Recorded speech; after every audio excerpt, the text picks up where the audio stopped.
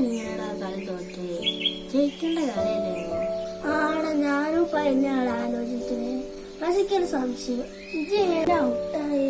ഞാൻ ആ ബോൾ തന്നെ കണ്ടില്ല. ആ വിക്കറ്റ് തട്ടിപ്പോഴാണ്.